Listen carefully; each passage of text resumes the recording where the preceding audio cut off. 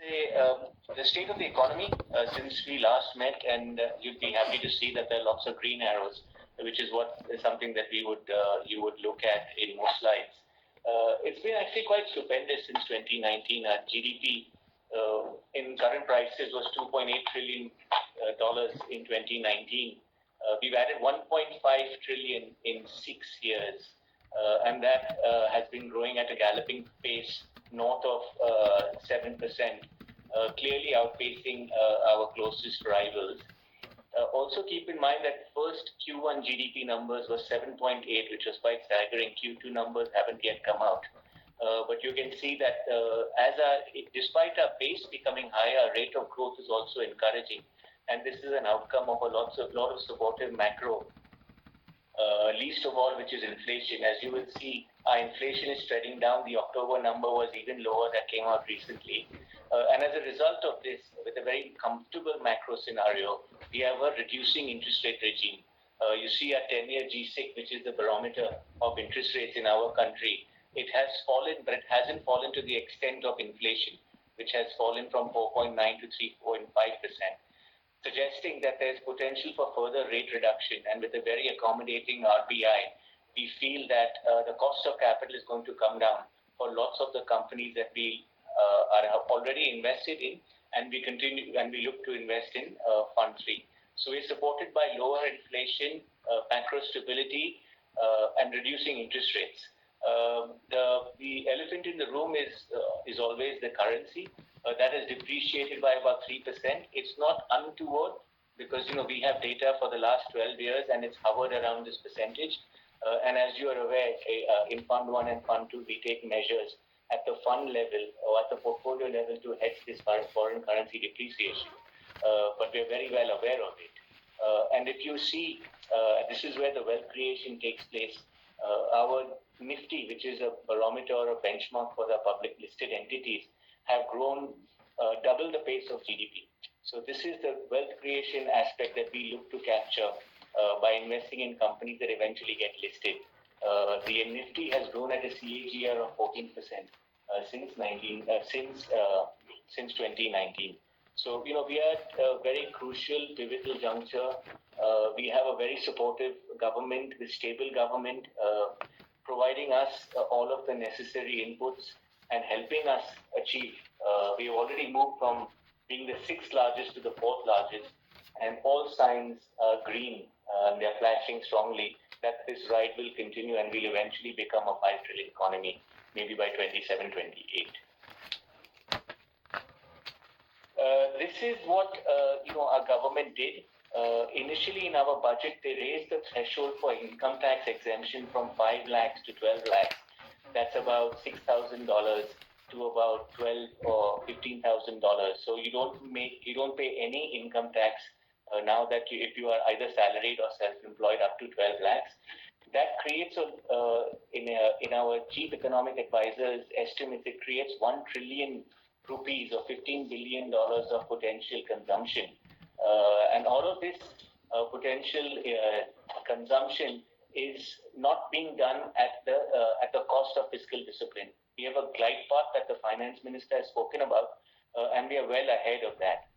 So this is in continuation of the previous macro slide that talks to a declining fiscal deficit, which has been north of 7 and 8% in the not so long ago past.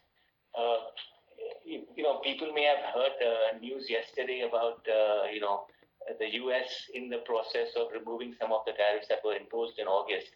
As a measure to counter that, the government of India or the finance minister did some rate reduction on the GST slabs.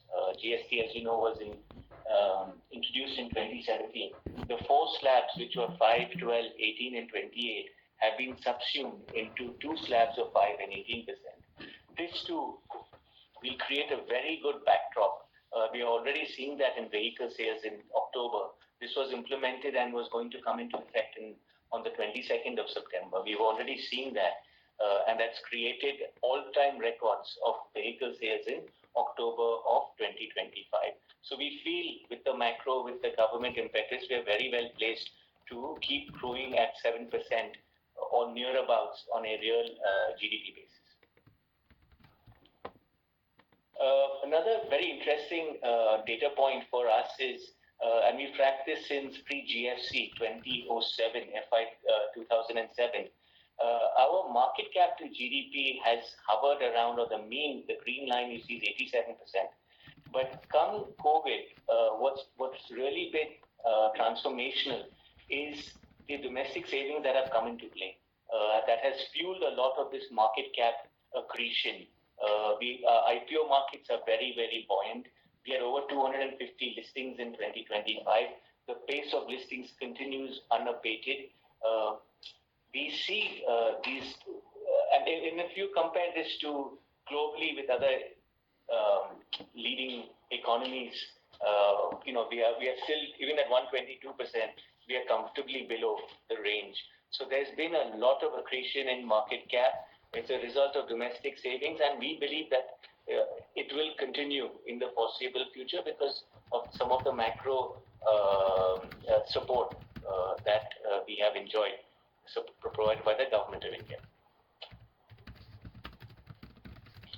This is something that I alluded to in my previous slide. Again, these are the demat accounts. This means is the number of retail participants in the Indian the stock market.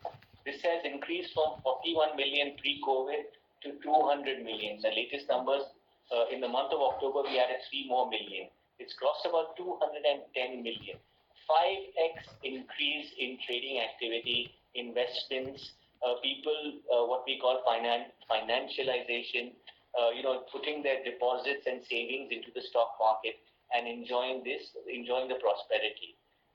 This broad-based rally is also an outcome of what we are seeing, retail investors investing in what we call systematic investment plans. You see, our total mutual fund industry is reaching close to $1 trillion. The 66 trillion rupees translates to about $750 to $800 billion.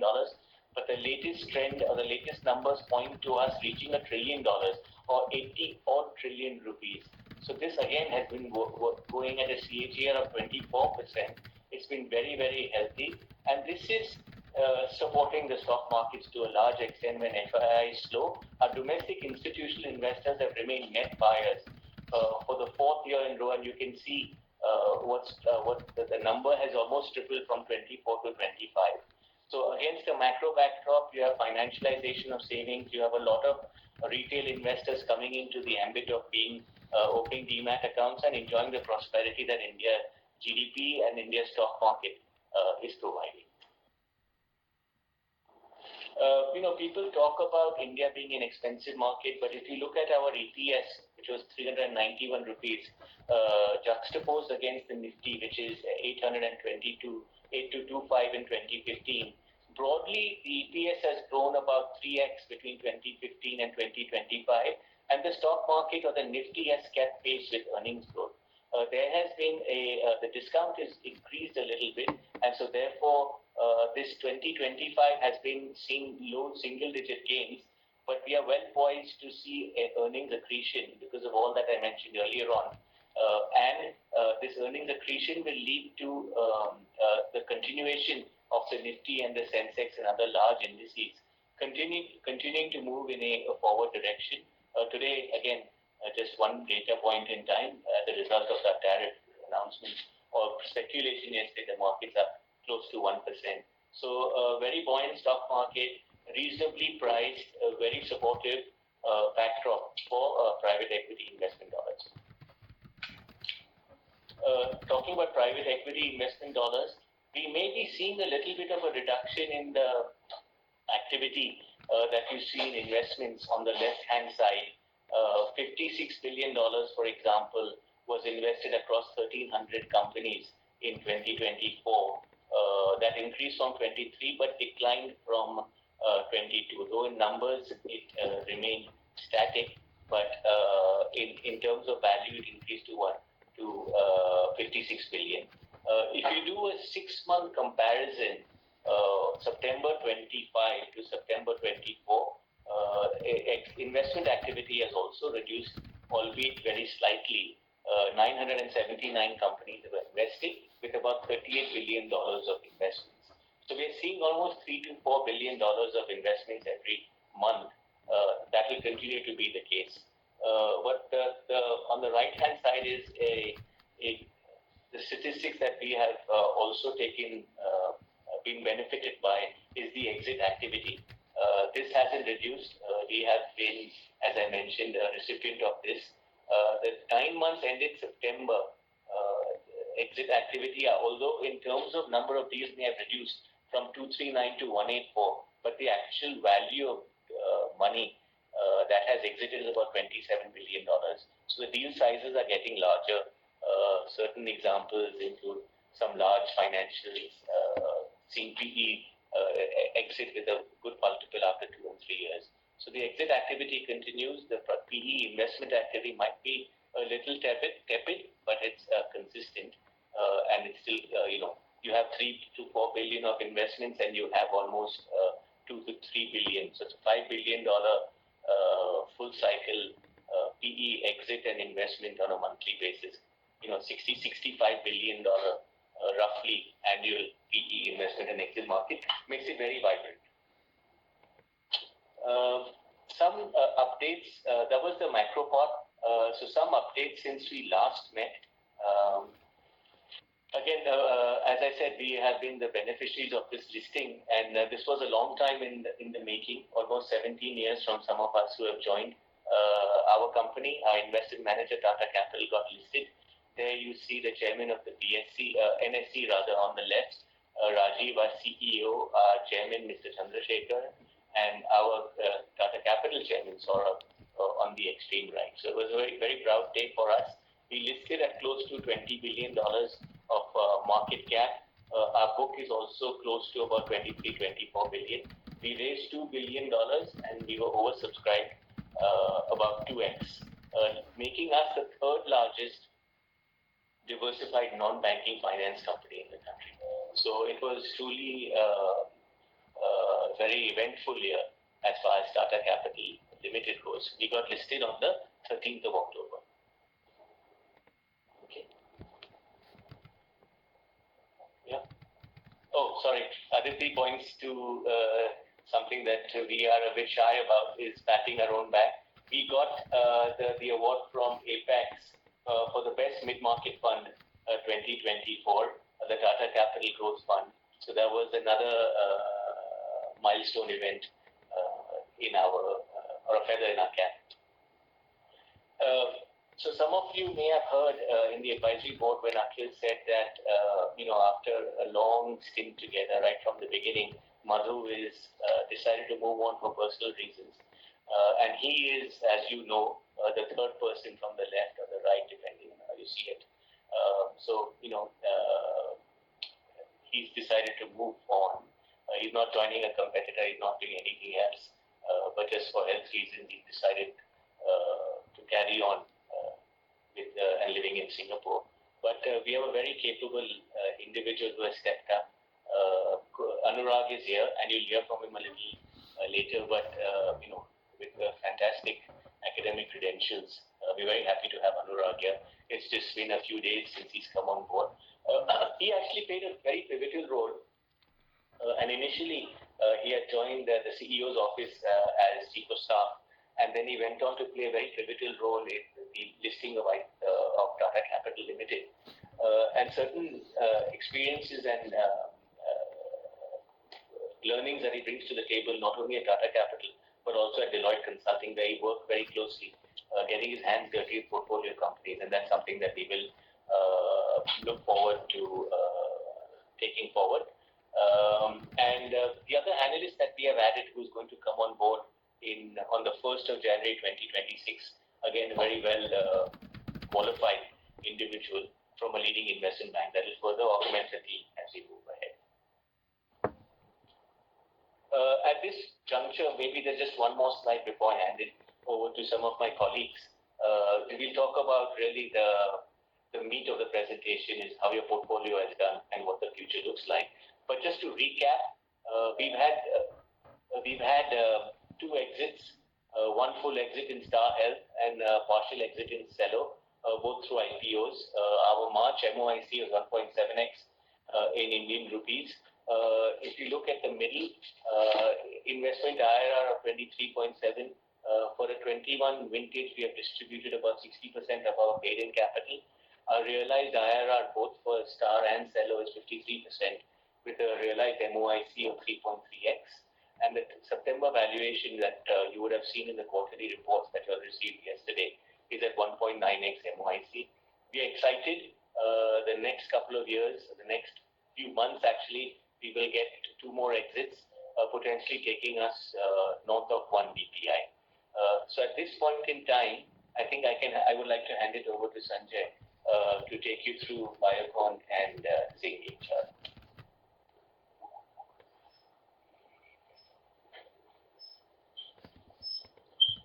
Thanks, Pramod.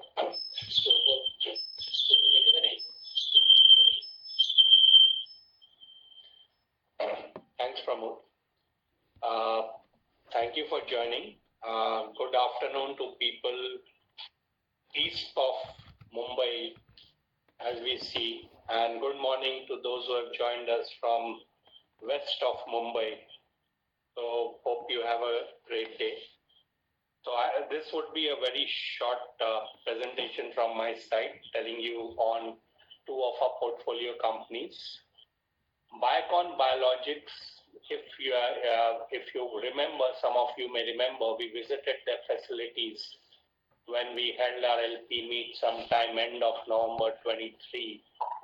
And this is a company which we had invested in 2020. Just as a recap, this is a fully integrated biosimilars company, manufacturing company, right from R&D to commercialization. They are fully integrated. There are only a handful of players who are like that. We have across the globe, and they are the only pure play company from India. We had invested $30 million then, which was a rupee equivalent of 2,250 million, and currently we are carrying at 2,300 million. Just to give you a backdrop, when we invested in 2020, the company from 21 onwards, I think just around COVID, had some regulatory challenges, especially with the US FDA. And the company got what US FDA calls it a CRL, or a complete response letter. And what the CRL means is that you cannot start selling any product from your existing facilities in the US market. So for a large part since 21, the workhorse of the company were the 3 main products which were commercialized, which was pegfilgrastim. And this is a product which is used in oncology. When you take chemotherapy, your white blood cells get destroyed. So pegfilgrastim helps in generating those white blood cells. And this is basically an Amgen product which is known as Neulasta.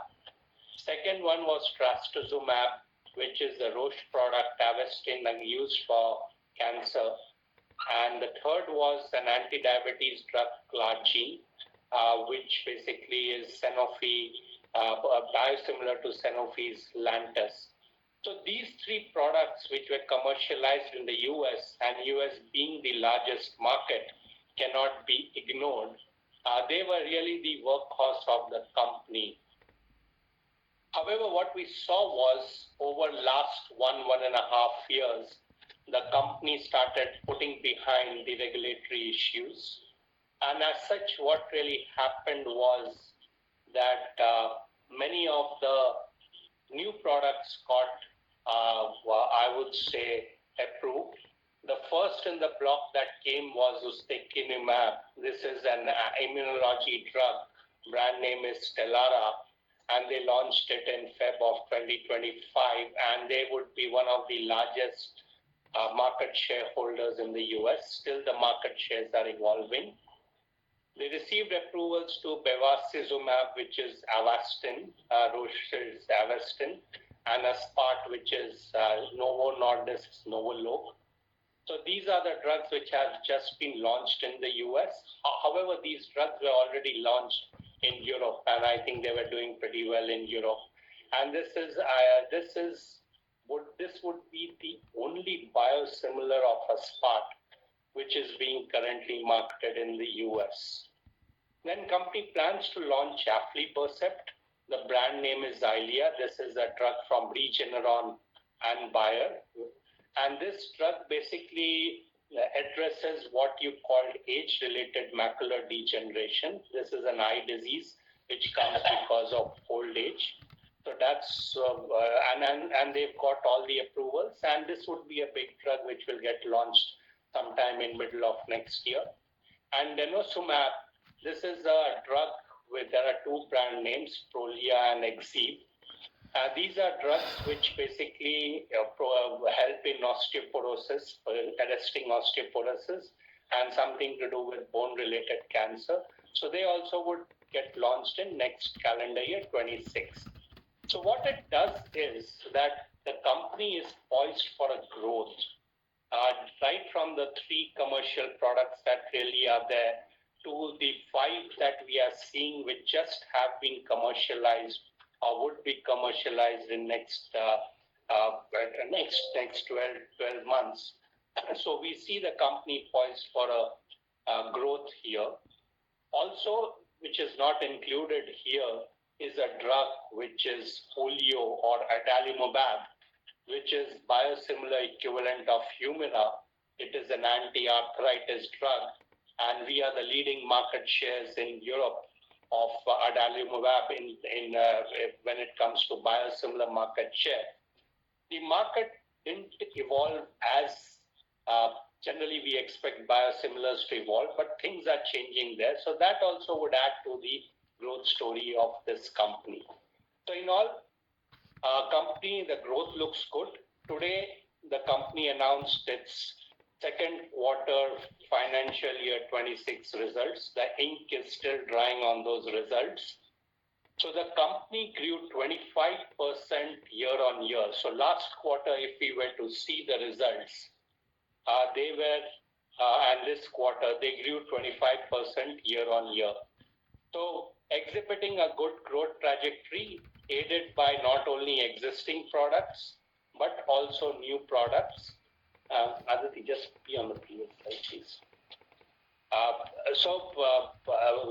And like, for example, in the key products of Pegfil, Trastuzumab, Glargine, they are the largest market shareholders in the US. And in Glargine, it's showing 12%. But they are going to if you look into, take into account the sales which really don't get accounted by people like IQVIA who do these prescription audits to come at these market shares, they would be around close to 20% market share. The company is doing a lot on the philanthropic part, on the non-profit part. They've tied up with Civica to really manufacture affordable Glargine, which is long-acting insulin in the US. And Malaysia, where basically the insulin facility, it is in Johor, where it is located, they have entered into contract to supply these cartridges of insulin, 100 cartridges. Plus, they have a program of 10 cents, basically 10 cents for insulin, which means that each insulin dose should not be more than 10 cents. And that really is being implemented in many of the areas in the Philippines and some of the emerging markets that really are there. So revenue, the company is growing well. Since we invested, when we invested, this was just a pure play manufacturing company and R&D company and had Viatris as the commercial partner. Viatris was really marketing the products based in the US and Europe. But the company decided to acquire the biosimilar business of Viatris. That happened sometime in November 22. That's why you see a bump up, a significant bump up in revenues in FY23, where 4 months of acquired revenues came in, and in FY24, where a lot of those acquired revenues came up. Basically, These were the commercial, basically Biocon was supplying products to them and they were selling those products and there was a profit share. So entire thing came into Biocon Biologics fold. So that's how the revenue is increasing and we expect this to be on an upward trajectory. EBITDA in this company has always been healthy. It's always been 20% plus. But because of the debt that company has on its books because of acquisition, they took a significant debt for the acquisition. The company's profitability is a little on the lower side, but we expect that to grow because the company has embarked on a deleveraging exercise, and some of the announcements which they made this morning when they were announcing their quarterly results were reducing some of the structured debt which was taken by three institutions, Goldman Sachs, Kotak, and Edelweiss. So we expect benefits of this to accrue to the PAT. So that's Biocon Biologics that really is there. So here it's basically more of company is in discussions with investors who've been there in the company for a long time on liquidity options, how to really do something which will offer liquidity to investors who've been in the company. And we'll get to know, you will get to know more about this in a few months' time. We are working on it. We are in discussions with the company, and there are some tangible options that are there on the table, and hopefully we will exercise one of them. So what really this means is the path to liquidity would be very clear, and we will and then it all depends upon us when we want to exit this company. So that's Biocon Biologics. Any questions till now, or we would?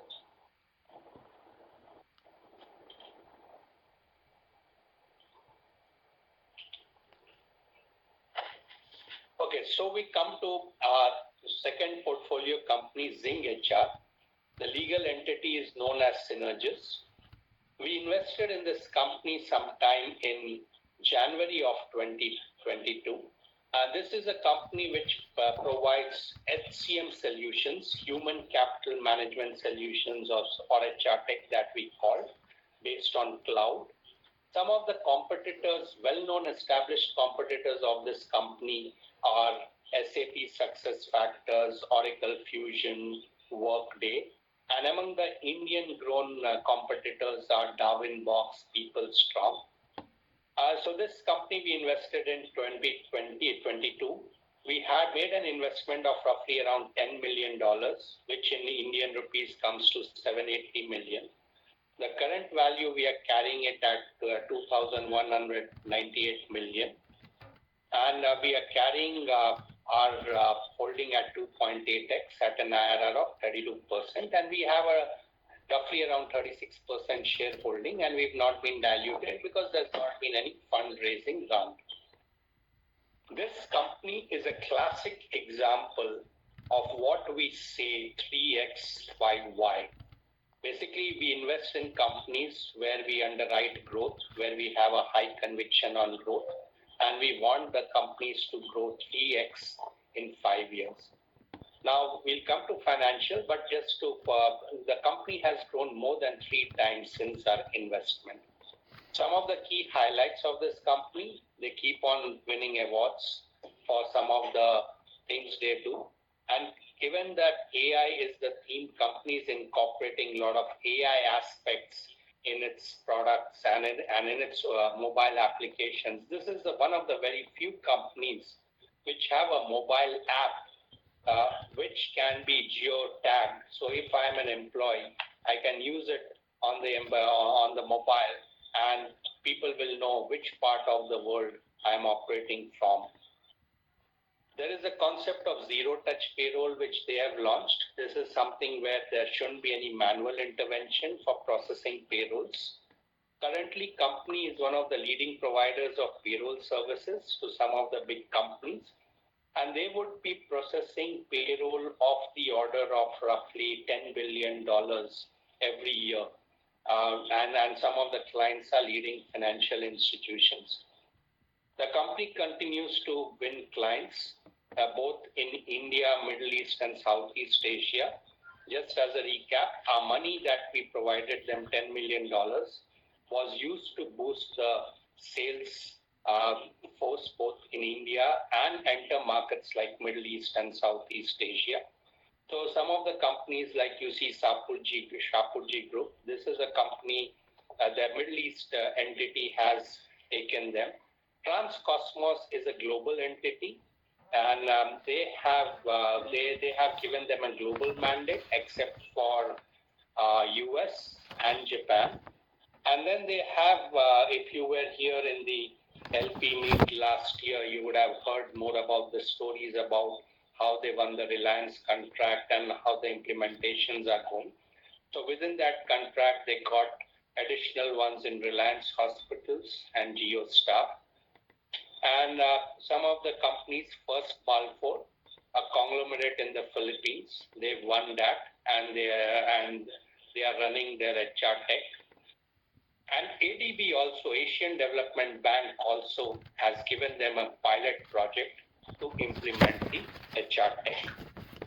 Now this is an area where we see a lot of deal activity.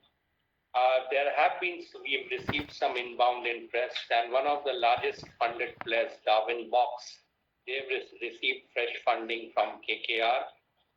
PeopleStrong has received funding from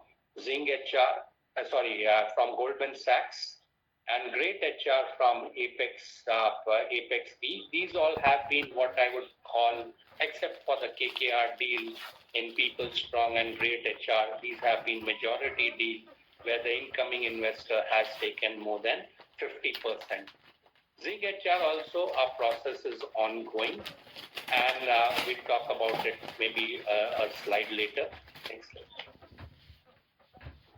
So just to give you a backdrop about this company, right now our contracted ARR as on end September 26 has been 1,906 million rupees, and this translates to roughly into little more than around $22-23 million. The company has been growing. It has 1,500 million was FY25 revenues, and we expect to do somewhere around close to 1,700 plus in FY26. One of the key notable achievements over the last 18 months is in FY24, the company was losing money, but in FY25, it is EBITDA positive, and also it is PAT positive globally. So that's the cash burn in the company has really stopped, and company is now deploying they are burning cash, they are using some of the cash they have for some of the new initiatives which will help in augmenting the revenues. The revenue per employee, which is a key metric which many players see, has been increasing in this company. This is seeing an uptrend, indicating that we are kind of getting the operating leverage that really is there. So we talked about the exit activity. We've appointed 2 bankers, and they have a joint mandate to explore a primary fundraise for this company, and also, if required, look at a secondary transaction. We've received a lot of interest, but it seems it's boiling down to 2 and maybe getting preferred to 1. These are interests which are more of a strategic type, where companies want to take more than 50%. So we are still in discussions, and hopefully we will be able to share with you some news in a few weeks' time. So that is Zing HR, and that's from my end. Thank you. Can you talk on Oxelo, please? Sure. Yeah. So thanks, Sanjay, for the update on those 2 companies. I'm going to spend some time talking about Oxelo Finserv. So Oxelo was the last investment which we did from this fund. It's a large investment in the financial services space. Very quickly, recapping the investment thesis of the investment. Given that in the previous funds we've had a good experience with financial services and we cover the sector pretty well. When we were looking to do something in financial services way back in 2023, and this is the time when the retail loans were facing some levels of early stress, especially in the microfinance and the personal loans and the credit card debt. So we were looking for a product which is retail so as to ensure that there is a growth because it's an underpenetrated market, India. But secondly, the credit quality acts differently, something akin to a mortgage or a secured asset. So this is a product which is actually unsecured, but in terms of behavior, it's very similar to mortgages. And if you'll recollect, we had invested in Home First Finance from Fund 1. And given that we understood the mortgages product and how the repayment and the growth works, we found it very similar in terms of characteristics, whether it's ticket size, whether it's a long tenor, whether it's the NPA ratios, because in spite of being an unsecured product, it's one of the best performing in terms of repayments, given that you're actually funding someone on their capability to earn in the future and you're lending to an educated borrower. Unlike some of the other unsecured retail products where the tenors are very low and the ticket sizes are very small. So it's a better product in terms of traversing through periods of slow growth, and that will sort of be reflected in the numbers when I speak about it. So this is from a macro perspective of how we chose to do this company. The market was a fairly undiscovered market. There were 3 players of scale, and we were among the top 3. From micro perspective, in terms of selecting the entity, Oxala is backed by the Enam Group, and one of the large listed entities is also a large shareholder. ICICI Bank was a shareholder. So in terms of parentage, it was top notch. For the size which it was, less than $200 million in AUM when we invested at today's exchange rate. The systems, processes, governance was top notch. Even in terms of financial metrics, it's one of the few NBFCs in India with an asset size of less than 200 million, which at that time had a leverage of more than 3 times. And we being players where we actually respect financial institutions having leverage, we thought it was good. In terms of management, it was headed by a person who had actually helped develop the industry and worked with one of the other players in the industry also. So he knew the sector well, he knew the people well, he knew the ecosystem. And it's important to know the ecosystem because at the end of the day, you're sending students or funding students for education abroad. And it's a highly intermediated market, given that there are counselors, there are intermediaries who actually counsel students on the product. So very quickly coming to the investment, we did the investment in 2 tranches. It required the regulator approval, which is why we did the second tranche, and it helped us manage IRR. Both the deals happened at the same valuation. We had invested close to $26 million. What we take pride in is after our investment or simultaneously with our investment, the company attracted interest from 3 other private equity players of repute. The last round was by Leapfrog, which happened about 18 months back in July 24 to be precise. And there was a 1.4 markup to our valuation already. We're carrying it at the valuation of the Leapfrog round, more or less, slightly adjusted for market multiples. So it's about a 1.4x in rupees and about 1.35x in dollars at an IRR of 17%. As I said, when we entered, we owned more than 10%, but given that the company raised capital post our investment, as of today, we stand close to 9.4%. In terms of business operations over the last 12 months, as all of you are aware, US education visas, or even for that matter, tourist visas, etc., have been difficult over the last 1 year. In terms of applications itself, the numbers of visas applied are less than 40%. So in line with industry, from a company which focused more than 50% on the US market, today it contributes less than 20% on an incremental basis, although in terms of loan book, it's still close to 45%. And so US is among the best performing geographies. For the education loan format, what we've done is we've tried diversifying from the US, and we are now looking at geographies like UK, other countries in Europe like Germany, Netherlands, and we're even looking at Southeast Asia, Singapore, etc. in terms of lending there. What happens here is, although the ticket sizes are smaller, but in terms of repayment potential becomes way more safer, and even in terms of asset liability mismatch, given that the courses are shorter, it helps the company do better. And not only in terms of product or geography, what we've tried doing is we're even diversifying into other products. So they were already doing school financing, and they've continued to focus on that. It's a very, very stable product, given that you're funding people on the basis of their fees. And what we've now started doing is we're doing small ticket loans for funding school fees, edtech fees in the domestic market, which is again very yield accretive. So in terms of industry, the industry is expected to grow 25%. We're growing slightly better than industry. We've done pretty well in spite of a difficult macro scenario. We maintained our credit rating.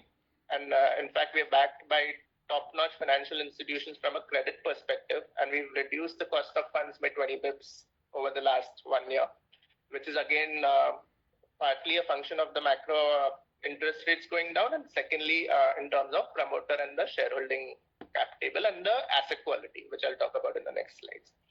What we've done internally, we've used the period to improve systems, processes, both from a people perspective and even from a digitization or an IT perspective. So from a MD-backed or a CEO-backed organization, today we have 3 business heads which are running the 3 lines of businesses, mainly education loans abroad, school loans, and this domestic small ticket loans, which I spoke about. We've sort of improved the risk function.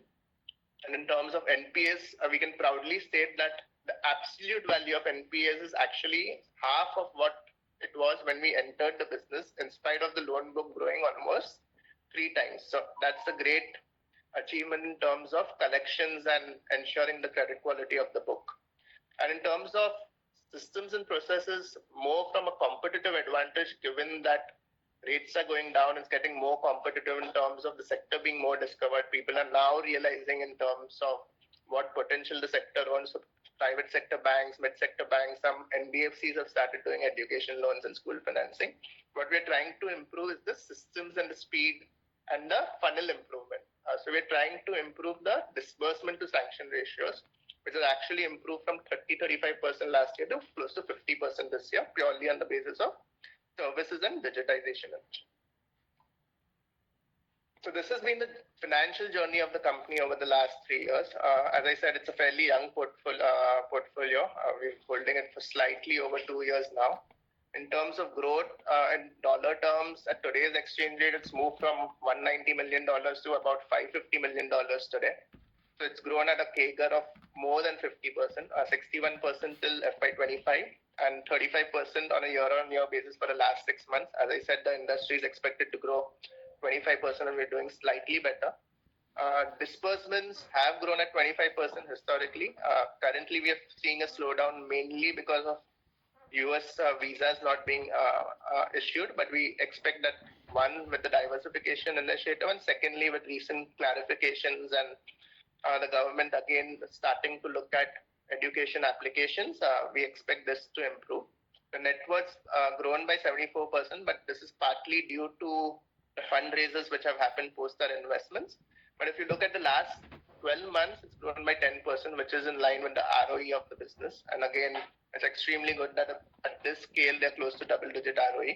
Their leverage is close to 2.7 times, which is again very, very good compared to the scale of the business. Just to give you a comparison, the largest player in the market today has a leverage of less than 4 times at a scale of almost 10 times this company. In terms of granularity of loan book, today we are a franchise. We've just crossed 15,000 loans, but as of September 30th, it was 14,210 loans. And the next one is the NPA number, which I was talking about. It was 1.7% when we entered. Today it's 0.5%. So not only has the percentage reduced, but the absolute value has also reduced. And then this is in spite of the portfolio seasoning improving. Today, 23 or 24% of the loan book is actually paying EMIs and it's not on moratorium, which is again larger than industry, given that we've been very, very careful in incremental disbursements over the last 18 months. In terms of ROA and profitability, PAT has grown way faster than AUM growth, which is again a function of cost to income ratios falling. It was almost 60% when we entered. Today, because of operating leverage and the other initiatives taken by the company, it's sub 40%. And for the last 6 months, it's above 40%, but this is purely because we've strengthened the team and the results will show only in the next 12 to 18 months. We expect to end the year at below 40%. And again, in terms of ROA and ROE, it's about 3% ROA. Again, a 50% improvement from when we entered. And in terms of ROE, will be just short of double digits, but hopefully we'll cross double digits soon. So the company is treading cautiously, but having said that, we're trying to improve the diversification, reduce the dependence on US. In terms of exit activity, in the immediate future, we don't foresee anything. As I said, the whole period is only 2 years. They've raised a new round almost 1.5 years back at 1.4x. They've raised close to $30 million. So they're fairly capitalized. Capital adequacy ratio is 30%. And we don't see any need for incremental capital till they cross an AUM of close to 6,500 crores, which should happen over the next 12 months. Today, they're close to 4,900 crores or $550 million. So in case there's an exit opportunity available, then we'll evaluate. But otherwise, we intend to hold this for a longer period of time, given it's fairly young, and financial services typically accrue only after the third year or fourth year, once the leverage and the operating leverage, more from a balance sheet and a P&L perspective, kicks in. So we'll take a view once the next round is initiated, which should happen in the next 12 to 15 months. So that's on Oxalo. Next, I'll request Aditi to speak about Cello. Aditi joined us 2 years back, and I think this is the first time she's going to present to you all. So, Aditi. Thanks, Vishal. So I'll be speaking on Cello World. Just to give you a brief recap, we invested in Cello World in November 2022. It's the second largest houseware company in India. We invested close to $14 million, in INR terms close to 115 crores. And this investment is a classic example of how promoters and how Indian companies value the Tata brand name. It is a part of our investment thesis where we knew that we are getting an opportunity to invest in a scaled asset, great numbers, profitability, backed by great founders with a path to quick liquidity. So we invested in November 22, and within a year, November 23, the company got listed on the stock exchanges. Today, it's close to, its market cap is close to $1.5 billion. And the company trades at close to 40 PE. So now, since our investment, it's been some time, and we cautiously, given the liquidity opportunity we had, we've taken some capital off. We've, in fact, from the 14 million investment, we already have gotten back our capital. We've gotten close to 13.9 million in terms of our realized value, and it's at 3 times MOIC. So we still hold the stock, and we will see how it plays out. In terms of the market update of the stock has been slightly choppy in last 1 year, but this moves in line with the price correction that the Indian markets have seen. And also, to bring your attention, the stock plays in the consumer sector, which was anyway impacted by a slow demand. But to give you a brief, just today in the morning, the investor call happened where the company announced their Q2 results. They logged close to 27 million in revenue in the recent quarter, the September quarter, which is one of the highest ever revenues they've seen. So why am I stating this fact? To inform you that the demand is coming back. There has been some positive sentiment in the consumer sector, which corroborates with the recent stock price gain. The price of the stock has moved close to 11% in the last 3 months. And now coming to the business performance of the company, given 70% of the revenue of the company comes from consumer wear, the management took a conscious call to reduce Chinese imports in these segments. And to reduce the imports, to substitute import, the company incurred 2 greenfield capex. One, a very large plant. We had informed you about this in the last in our last LP meet as well. We are proud to say that plant has commissioned today. We incurred close to 250 crores of capex for a glassware plant in the western part of India, Rajasthan, and with a capacity of 20,000 metric tons per annum. So this plant is commissioned fairly recently, and the management expects this plant at its full optimum capacity to add close to 200 to 250 crores in revenue to the top line of the company. The second key update in terms of capex, very recently India added an anti-dumping duty on China for steel flask. To counter that, the company is now incurring a capex of close to 50 crores. And to give you a flavor of the kind of capex, the asset turn from this capex is going to be 5 times. So by FY27, we expect at 50% capacity also the company to add close to 200 crores of revenue to the top line. Now, another regulatory approval, Vimplast is a group entity of the company. So it has the company provides molded furniture and plastic furniture. The Cello had announced a merger with Vimplast some time back. The company has received regulatory approval, and with this merger, we expect to add another 2 to 3 million in the PAT of Cello. And also, given the synergies in sourcing, we expect the EBITDA margin to improve by 50 to 70 basis points. Moving on to the financial update, when we had invested in the company, it was close to a 200 million revenue company. Now we are proud to say, given the scale of 250 million it is achieved, it is still growing at a healthy 9 to 10% revenue CAGR. This last half year has been challenging for the Indian consumer market, but the company still managed to stay afloat with a 13% year-on-year growth in revenue. The EBITDA margins of the company have slightly come down. That is largely due to the capex I had mentioned earlier. The operating cost and the fixed cost has been front-loaded, and the margins are expected to bounce back by the end of the year. The company did face some challenging times in terms of its working capital, but with the initiatives, the government initiatives that Pramod alluded to earlier, we expect an increase in consumption, and we expect the PAT and the working capital days also to improve. As per the management, we can expect the company to log in close to 270 million in earnings in revenue this year with a healthy 23 to 24% EBITDA margin.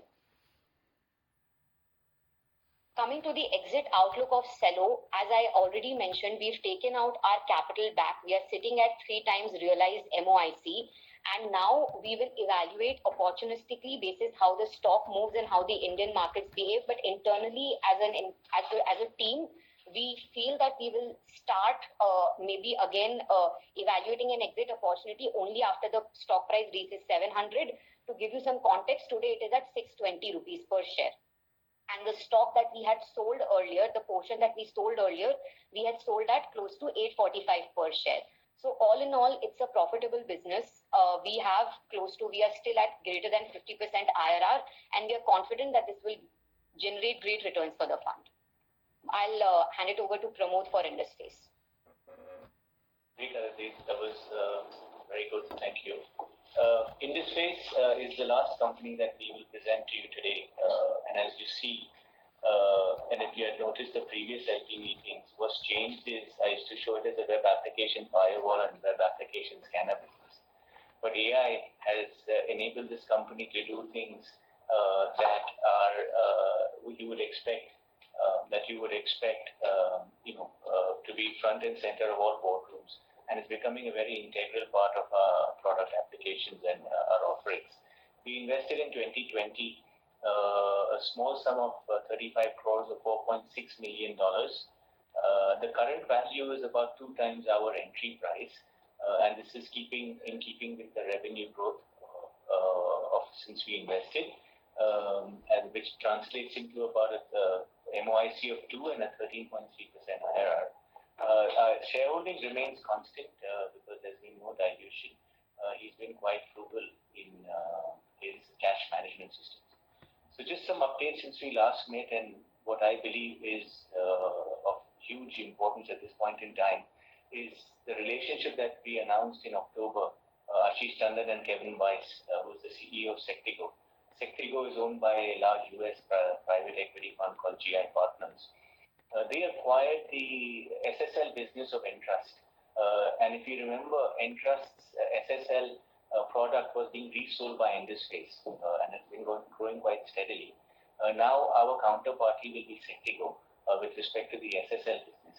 And SSL is nothing but a secured security layer, an authentication and encryption tool that enables the digital identity, or that validates the digital identity of an organization and enables the secure data transfer between a web application and its user. So we will continue to have this reseller relationship with Sectigo. But what is of immense importance is that Sectigo serves 55,000 SMB customers in the US. We will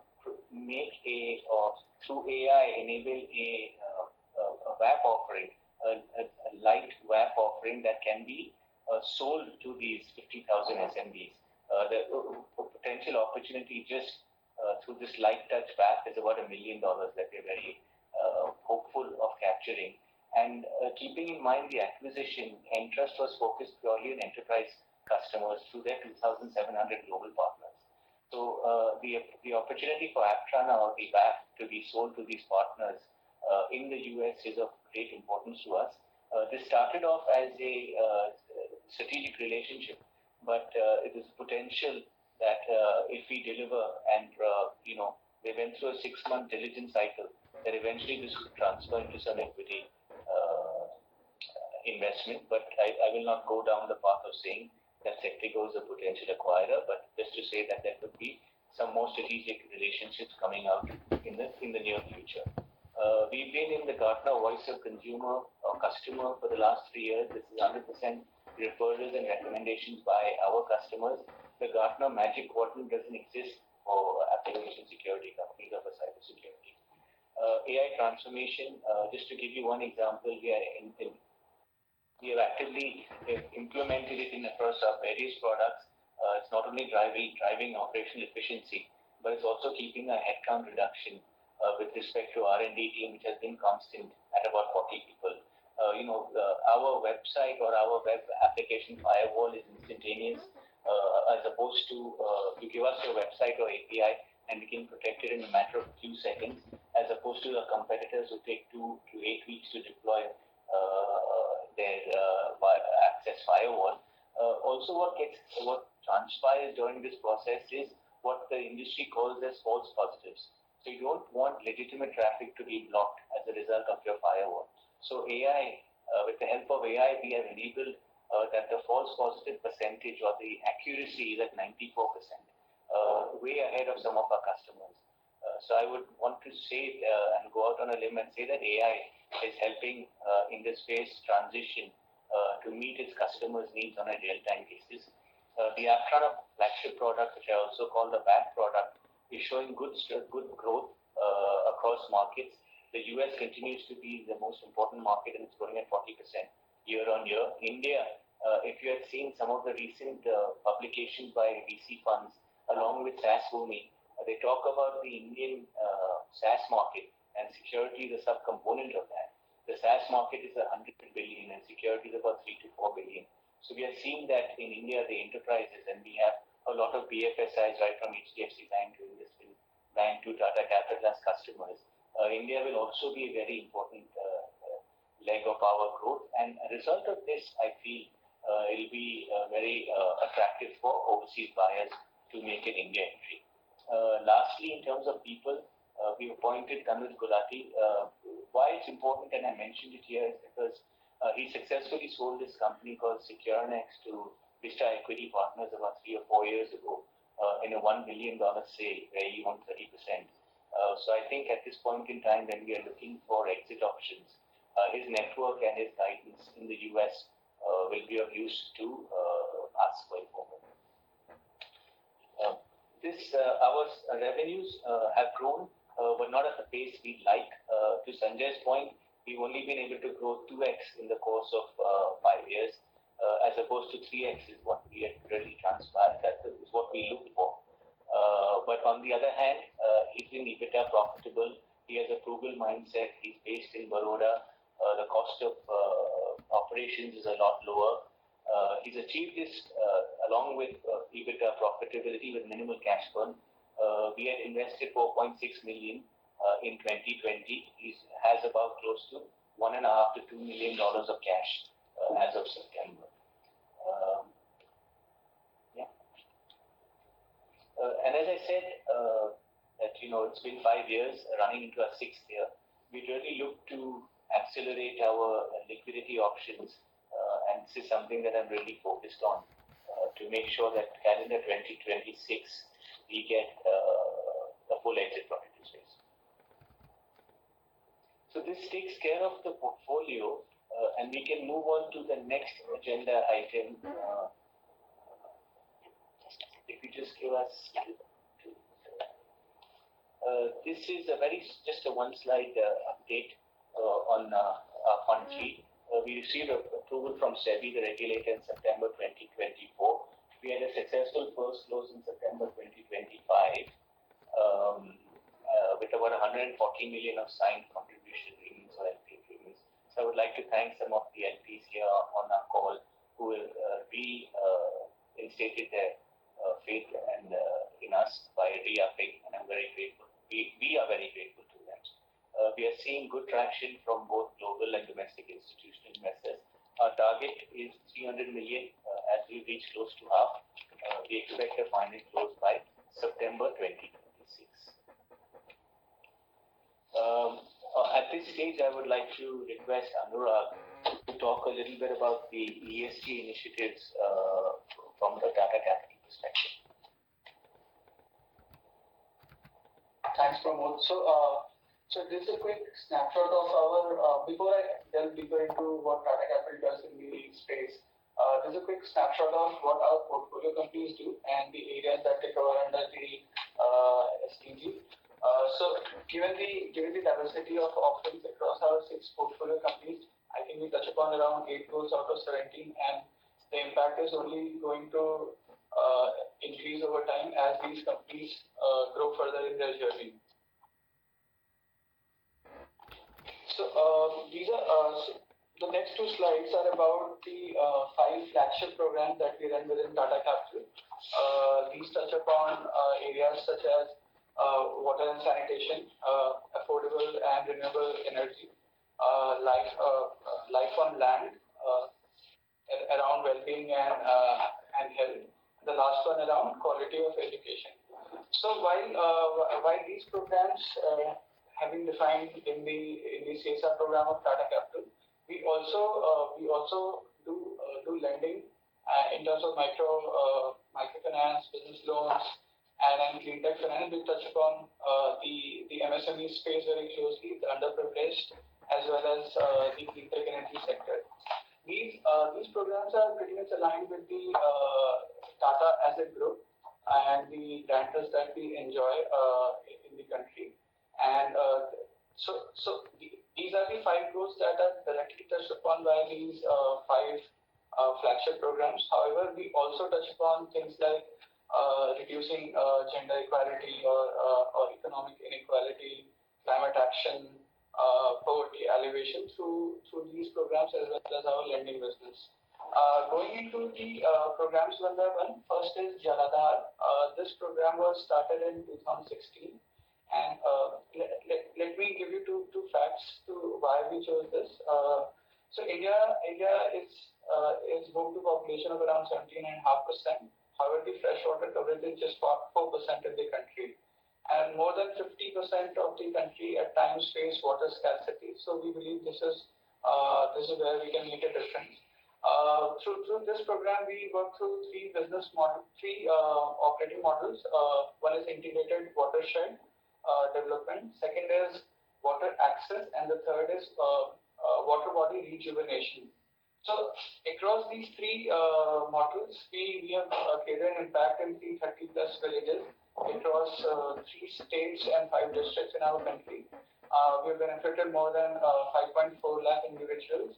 We have treated or regenerated around 790 plus water bodies.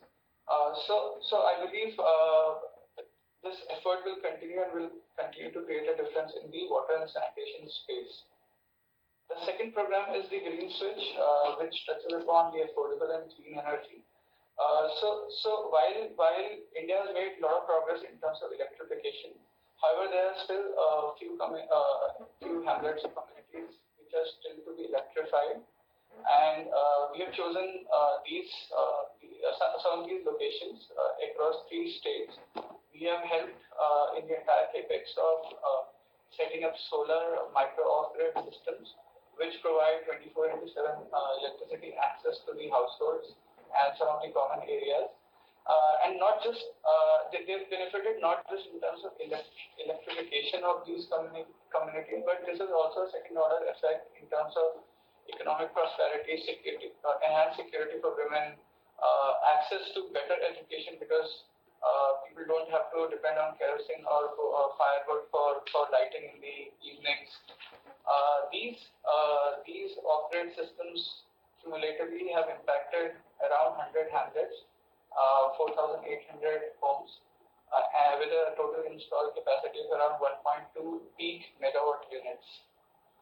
The third program is Banar Open, which covers the goal of life on land. How do we create green spaces in the urban clusters?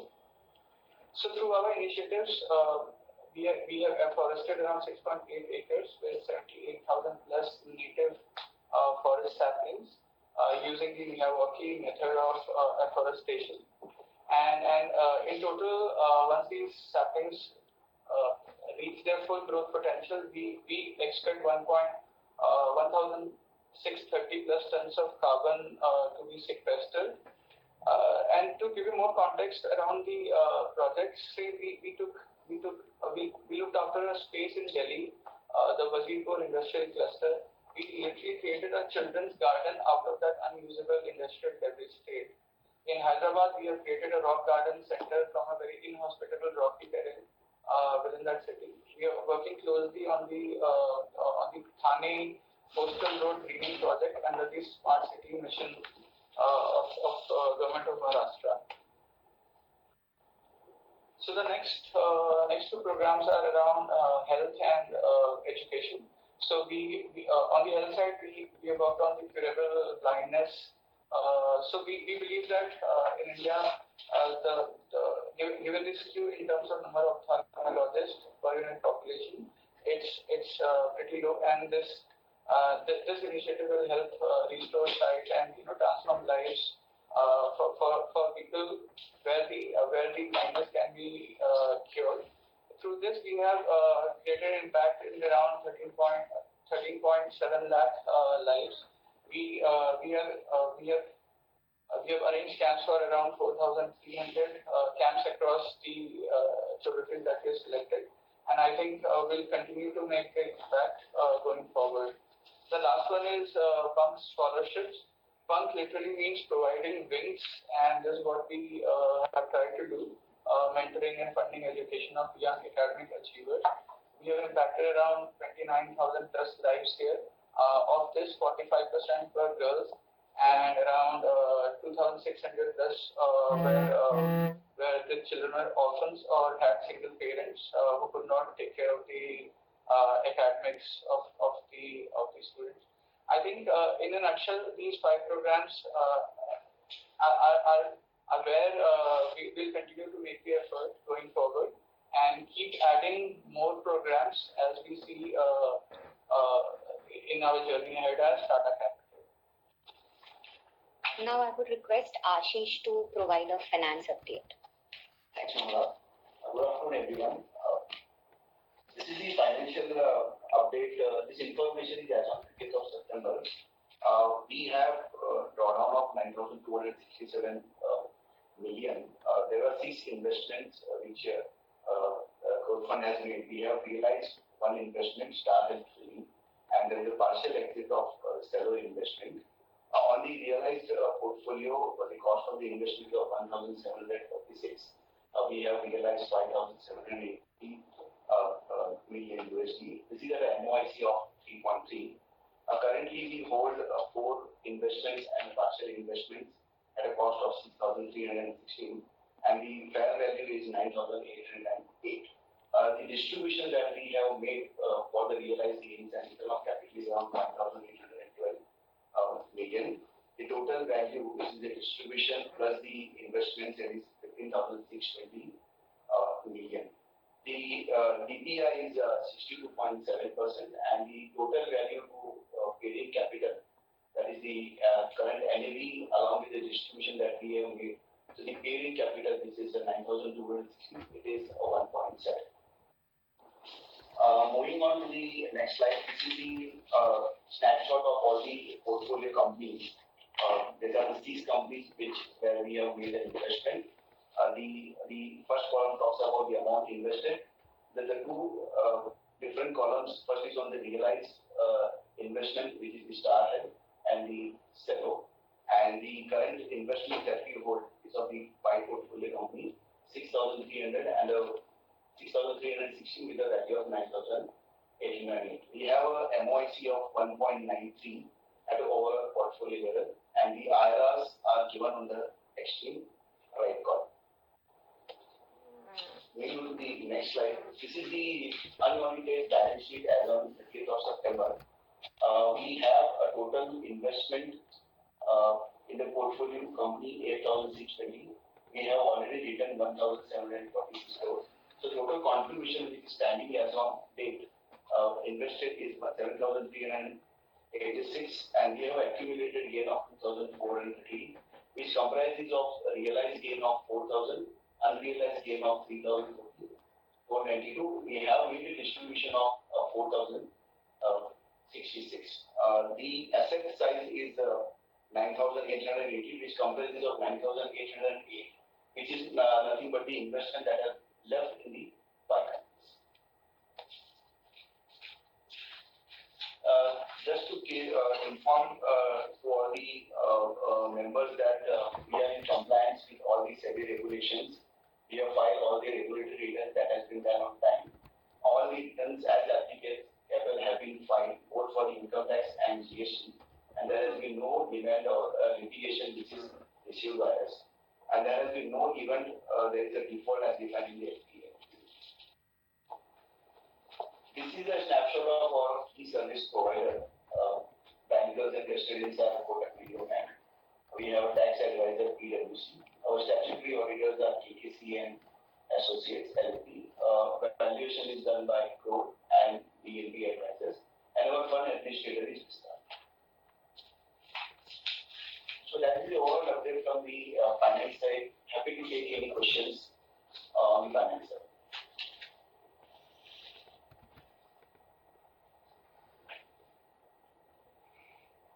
Thank you. Okay, this not many people in this room have seen these slides before, but it's a tribute from us and specifically me to my to Akhil, mentor, friend, and guide. He's been absolutely the fulcrum around this growth fund franchise right from the beginning, as you can see, right in 2011, how it all started. Getting a bit nostalgic, but lots of us were right here in the room, including Mahesh, Kaizin, and me, right from day one. I only thought it fitting to spend a few minutes thanking him with great gratitude for having shaped us the way we have turned out. And as I said, he's a mentor. He started off being a mentor and a very able guiding post to becoming a friend.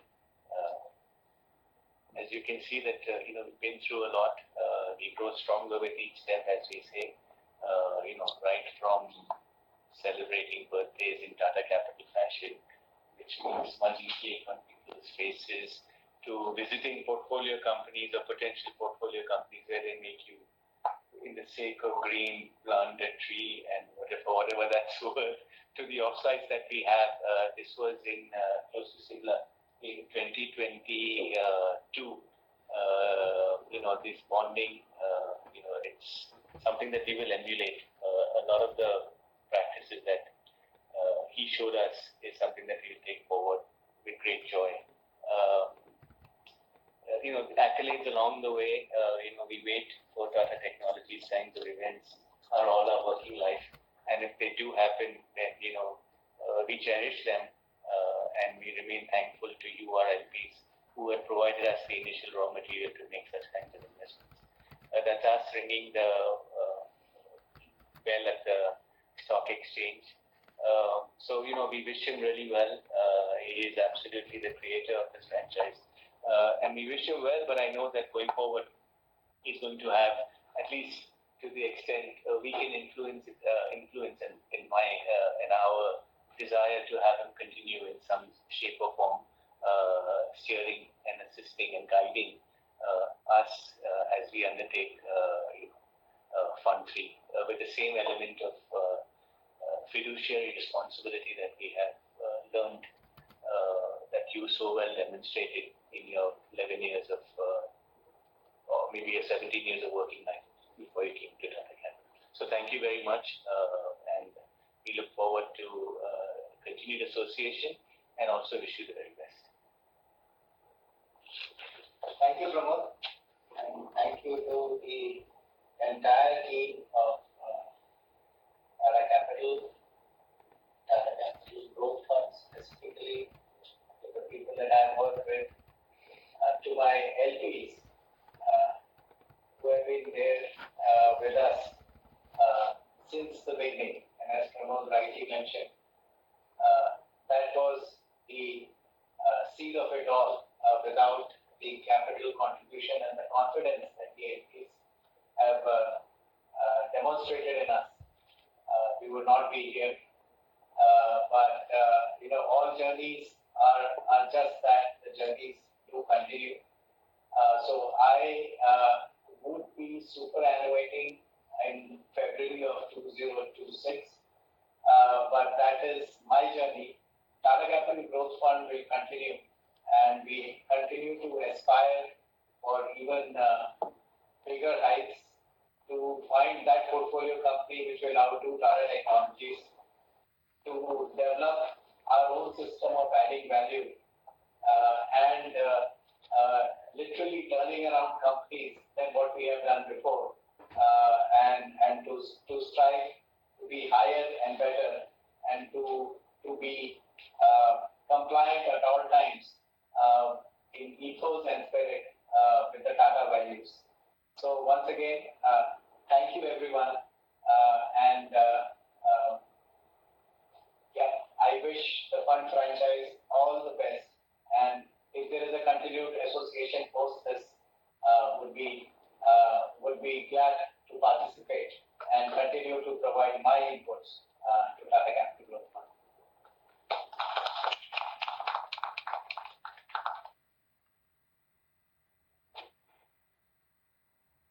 Wishing you all the best, Akhil. Thank you, Farshad. Take care, sir. Thank you for the excellent presentations. Thank you very much, Farshad. Thank you for your continued support. Thank you, Akhil and the team. Much appreciated. Thank you, Sonia. Thank you for those words. Yeah, thank you for it today. Having a good presentation from Mizuho. Thank you. Thank you, Komoto-san. Very, very kind of you to join today. Thank you very much. Thank you. Hello everyone, this is Sakurai of the Docomo in Japan. Thank you for a lot of the information. Thank you. Thank you, Sakurai-san. It's your turn, Marco. Stop eating. Eating what? No. Hey, okay, all the best. Thanks very much. And you guys have always been great to us, so appreciate it. And we're looking forward to continue in whatever way or shape or form. So. Thank you, Marco. You've been a pillar of support, and I can't even begin to mention in how many ways. Thank you very much. So we're looking forward to see you back in town here. So you know where we are. Feel free to pass by. Absolutely. Let the clock strike 5. Thank you. Thank you, guys.